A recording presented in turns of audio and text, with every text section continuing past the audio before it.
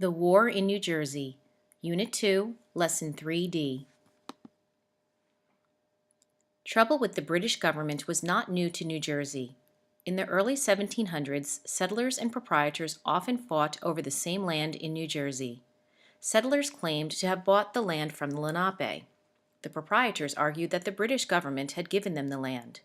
In court, judges often sided with the proprietors.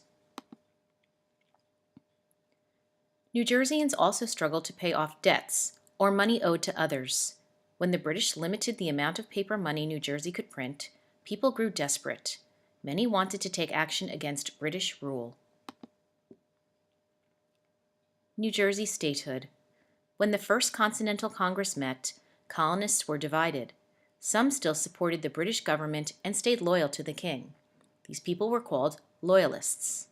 Others, who wanted independence from Britain, were known as Patriots. In June 1776, Patriots overthrew New Jersey's British government. They put a new governor in place named William Livingston.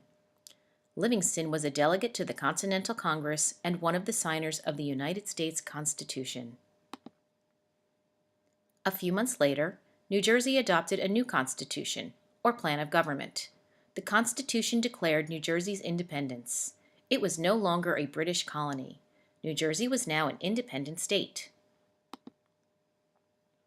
Battles in New Jersey. In August 1776, the British Army captured New York City. 3 months later, the British invaded New Jersey. Washington's army was forced to flee to Pennsylvania. For 7 years, New Jersey would be a main battleground of the American Revolution. 3 major battles and many smaller battles were fought in New Jersey. The Continental Army's first victory took place in December 1776. On Christmas night, General Washington secretly led his soldiers across the Delaware River. The weather was terrible, and the Delaware River was filled with chunks of ice. They surprised British troops at Trenton.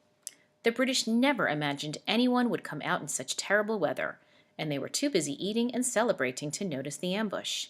This became known as the Battle of Trenton. 1 week later, Washington again surprised and defeated British troops at Princeton. This became known as the Battle of Princeton. The battles of Trenton and Princeton gave Americans hope that they could win the war. In June 1778, Washington's forces surrounded British troops near Monmouth Courthouse in New Jersey. Both sides suffered serious losses, yet neither won the battle. American and British troops marched across New Jersey many times during the war. They raided farms for food and supplies, causing both Loyalists and Patriots in New Jersey to suffer greatly. Their homes were burned, fields destroyed, and livestock killed. This battle is known as the Battle of Monmouth. The war ends. In August 1781, Washington marched his army across New Jersey to join French forces at Yorktown, Virginia. Then, on October 19, 1781, British troops surrendered here. It was the last major battle of the American Revolution. The American Revolution officially ended in September 1783 with the signing of the Treaty of Paris. The treaty recognized the United States of America as an independent nation.